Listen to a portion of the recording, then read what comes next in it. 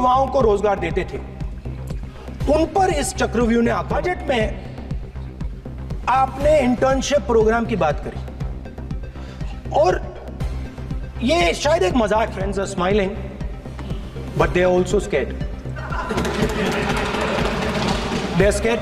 Sir मैं आ रहा हूं सर, बजट है सर, बजट पे ही बोल रहा हूं सर। जो अभिमन्यु को चक्रव्यूह में फंसाया गया था वही हिंदुस्तान के साथ किया गया है, हिंदुस्तान के युवाओं के साथ, हिंदुस्तान के किसानों के साथ, हमारी माताओं बहनों के साथ, स्मॉल बिजनेसेस के साथ, मीडियम साइज बिजनेस के साथ। सर अभिमन्यु को 6 लोगों ने मारा था। उनके नाम द्रोणाचार्य, कर्ण, कृपाचार्य, कृतवर्मा, अश्वत्थामा और शकुनी। सर आज भी चक्रव्यूह के बीच में 6 लोग हैं। सर चक्रव्यूह के बिल्कुल सेंटर में, चक्रव्यूह में हजारों लोग होते हैं सर, मगर उसके बिल्कुल सेंटर में 6 लोग कंट्रोल करते हैं। तो जैसे उस टाइम 6 लोग कंट्रोल करते थे वैसे आज भी 6 लोग कंट्रोल कर रहे हैं चक्रव्यूह को। नरेंद्र मोदी जी, अमित शाह जी। प्लीज एक मिनट प्लीज। नहीं सब बोलने दीजिए। हाँ आप बैठिए। इस चक्रव्यूह ने क्या किया? जो हिंदुस्तान को रोजगार देते हैं, स्मॉल एंड मीडियम बिजनेसेस हैं, जो करोड़ों युवाओं को रोजगार देते थे, उन पर इस चक्रव्यूह ने आक्रमण किया। कैसे किया? नोटबंदी, जीएसटी और टैक्स टेररिज्म। आप लोग आतंकवाद की बात करते हो। पूरे देश में अगर कोई भी व्यक्ति छोटा बिजनेस चलाता है तो रात को उसको फोन कॉल आता है इनकम टैक्स डिपार्टमेंट से, जीएसटी से, और टैक्स टेररिज्म का वो शिकार होता है। इस टैक्स टेररिज्म को रोकने के लिए बजट में आपने कुछ नहीं किया है। तो टैक्स टेररिज्म के कारण और ये जो आपकी नीतियां हैं, जो आपने कोविड के समय बड़े बिजनेसेस की मदद की और जो स्मॉल एंड मीडियम बिजनेसेस थे उनको खत्म किया, उसके कारण आज हिंदुस्तान के युवाओं को रोजगार नहीं मिल सकता है। बिल्कुल एक युवा को रोजगार नहीं मिल सकता है। अब फाइनेंस मिनिस्टर बैठी हैं। अब युवाओं के लिए आपने क्या किया? बजट में आपने इंटर्नशिप प्रोग्राम की बात करी और ये शायद एक मजाक है, क्योंकि आपने कहा कि ये इंटर्नशिप प्रोग्राम सिर्फ हिंदुस्तान की 500 सबसे बड़ी कंपनियों में होगा और 99% जो हमारे युवा हैं उनको इस इंटर्नशिप प्रोग्राम से कुछ लेना देना नहीं, कोई फायदा नहीं होने वाला है। तो आपने पहले टांग तोड़ दी और उसके ऊपर आप बैंडेड लगाने की कोशिश कर रहे हैं। मेन मुद्दा आज युवाओं का एग्जाम पेपर लीक है। जहां भी हम जाते हैं आपने बेरोजगारी का चक्रव्यूह बना दिया इनके लिए, और जहां भी हम जाते हैं वो कहते हैं देखिए बेरोजगारी है मगर पेपर लीक भी होता है। तो आपने एक साइड पेपर लीक चक्रव्यूह, दूसरी साइड बेरोजगारी चक्रव्यूह। पेपर लीक मैं आपको बताता हूं 10 साल में 70 बार हुआ है। अगर आप जानना चाहते हैं, 10 साल में 70 बार हुआ है। तो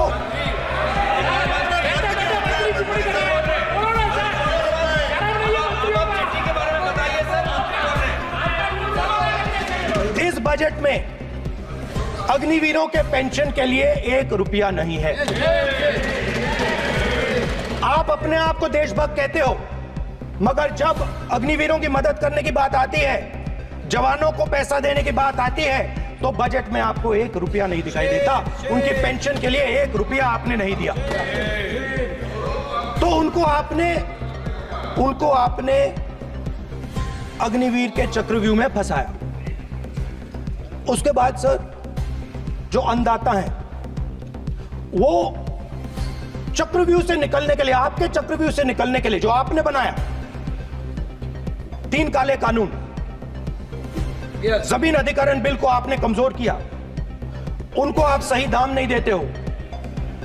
इस चक्रव्यूह से निकलने के लिए उन्होंने आपसे सिर्फ एक चीज मांगी है, दो चीजें नहीं मांगी है, सिर्फ एक चीज मांगी है। उन्होंने कहा है कि हमें लीगल गारंटीड एमएसपी दे दो। आपने उनको बॉर्डर पे बंद कर दिया, रोक दिया, आज तक रोड बंद है। आप उनसे बात करने को तैयार नहीं है। वो यहां आए, मुझसे मिलने आए, आप उनको अंदर नहीं आने दे रहे। माननीय सदस्य, आप सदन में असत्य नहीं कहे। आप वो सर, आप एक मिनट, हाँ चलिए, चलो।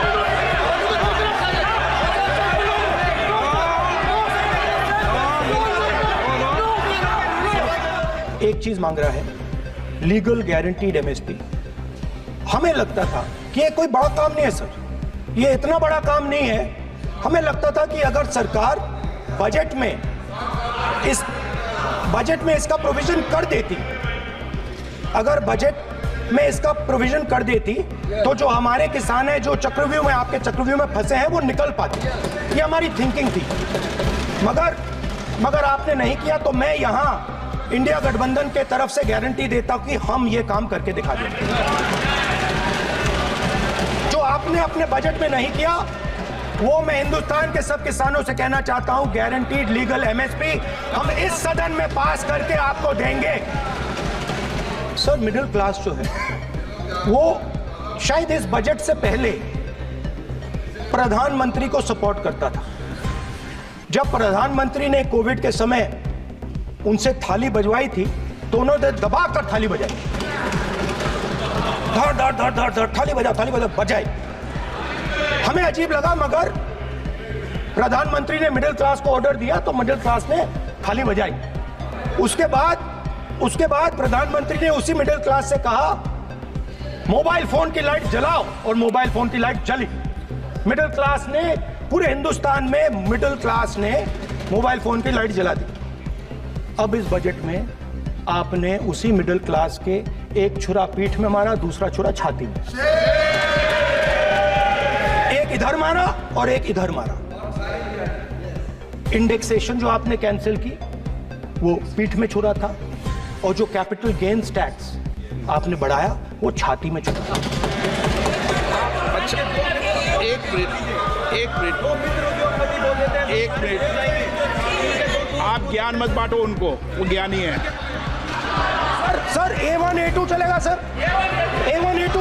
माननीय, ये तो जो दो लोग हैं सर, ये हिंदुस्तान के इंफ्रास्ट्रक्चर को, बिजनेस को कंट्रोल करते हैं सर। इनके पास एयरपोर्ट है, टेलीकॉम का सिस्टम है, अब पोर्ट्स हैं, अब रेलवेज में जा रहे हैं।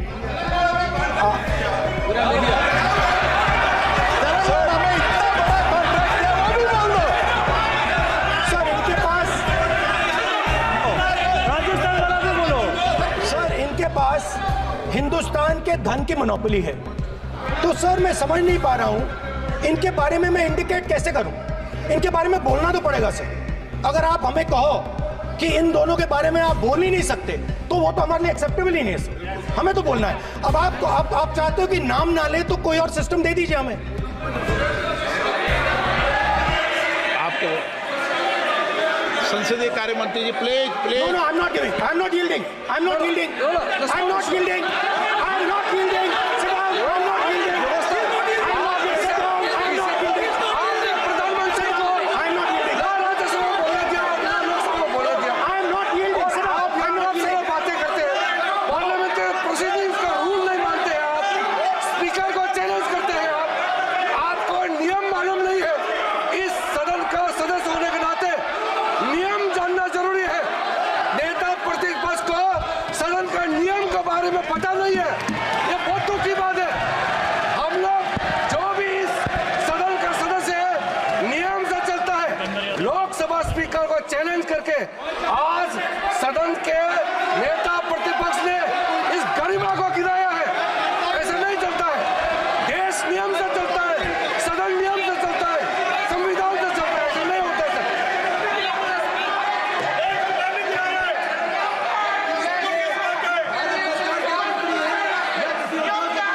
एक प्लीज। स्पीकर सर, मैं समझता हूं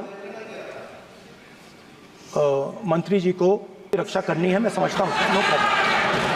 वो सर ऊपर से ऑर्डर आया है सर ऊपर से ऑर्डर आया है सर, मैं समझता हूँ, मैं इस पर कोई टिप्पणी नहीं करूंगा। बजट का जो हलवा है सर, ये बट रहा है, और इस फोटो में सर मुझे एक ओबीसी अफसर नहीं दिख रहा, एक आदिवासी अफसर नहीं दिख रहा, एक दलित अफसर नहीं दिख रहा है मुझे। ये हो क्या रहा है सर? सर देश का हलवा बट रहा है सर, और इसमें 73% का एक है ही नहीं सर। ये आप लोग हलवा खा रहे हो और बाकी देश को हलवा मिल ही नहीं रहा है।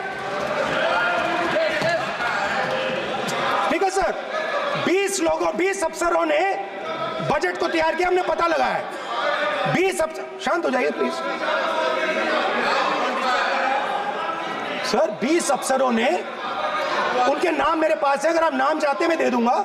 20 अफसरों ने हिंदुस्तान का बजट तैयार किया है। मतलब हिंदुस्तान का जो हलवा है 20 लोगों ने बांटने का काम किया है। अब स्पीकर सर, उन 20 लोगों में से 90% लोगों में से 90% लोगों में से सिर्फ 2 हैं, एक माइनॉरिटी और एक ओबीसी। और इस फोटो में एक भी नहीं है। मतलब फोटो में आपने पीछे कर दिया, वो भी पीछे चल गया। फोटो में तो आने नहीं दिया आपने, कोई नहीं आ सकता। और मैं चाहता था कि बजट में जाति जनगणना की बात उठे, जो पूरा देश चाहता है। 90% हिंदुस्तान जाति, 95% जाति जनगणना चाहता है। कौन चाहते हैं? दलित चाहते हैं, आदिवासी चाहते हैं, पिछड़ा वर्ग चाहता है, गरीब जनरल कास्ट के लोग चाहते हैं, माइनॉरिटी चाहते हैं, सब चाहते हैं, क्योंकि सब लोगों को यह पता लगाना है कि हमारी भागीदारी कितनी है, हमारी हिस्सेदारी कितनी है। मगर सर मैं देख रहा हूं सर, सरकार हलवा बांटती जाती है, और बांटता कौन है?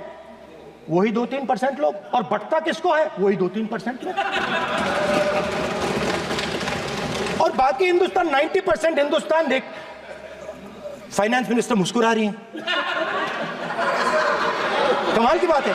ये हंसने की चीज नहीं है मैडम, ये हंसने की बात नहीं है, ये जाति जनगणना है, ये जाति जनगणना है। इससे देश बदल जाएगा।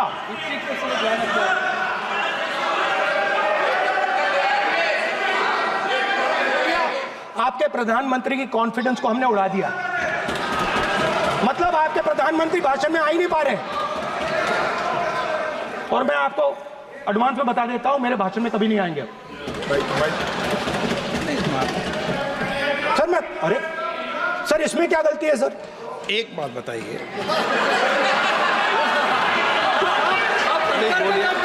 मैं जो आपने चक्रव्यूह, स्पीकर सर, जो चक्रव्यूह बनाए गए हैं,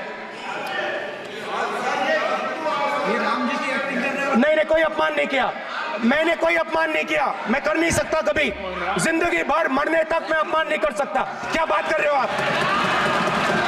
क्या बात कर रहे हो? अध्यक्ष महोदय, नेता प्रतिपक्ष ने बजट के संबंधित जो भी भ्रांतियां पैदा की हैं, जब बजट से संबंधित जवाब देने के लिए वित्त मंत्री जी खड़ी होंगी तो उन भ्रांतियों को लेकर जो भी क्लैरिफिकेशन देना है, जो कुछ भी देश को संदेश देना है, वो अपनी तरफ से संदेश देंगी। क्योंकि मैं मानता हूं कि कई भ्रांतियां बजट को लेकर पैदा की गई हैं, लेकिन देश की सीमा की सुरक्षा जिन बहादुर जवानों के हाथों में रहती है, सेना के जवानों में, यह इतना संवेदनशील मुद्दा है इस देश की सुरक्षा का। और सेना से जुड़े हमारे अग्निवीर के जवानों को लेकर जो देशवासियों को गुमराह करने की कोशिश की जा रही है, उस संबंध में मैं कहना चाहता हूं अध्यक्ष महोदय, जब भी आपका आदेश होगा इस सदन के समक्ष मैं पूरी तरह से अपना अग्निवीरों को लेकर स्टेटमेंट देने को तैयार हूं। डिफेंस मिनिस्टर ने कहा कि मैंने अग्निवीर की बात उठाई। सब पहले भी डिफेंस मिनिस्टर ने कहा था कि शहीद अग्निवीर परिवारों को कॉम्पनसेशन दिया गया है, और उन्होंने कहा, हाउस में कहा कि 1 करोड़ रुपया कॉम्पनसेशन दिया गया है। मगर सर वो गलत था। सर उस शहीद परिवार को इंश्योरेंस दिया गया था, कॉम्पनसेशन नहीं दिया गया था। सर मैं ये कहना चाहता हूं सर, ये सच है सर। और Please. सर भाषण के एकदम बाद सर कॉम्पनसेशन गया था सर। No. सर ये सच्चाई है सर, माननीय इसको कोई नकार नहीं सकता, ये सच्चाई है सर।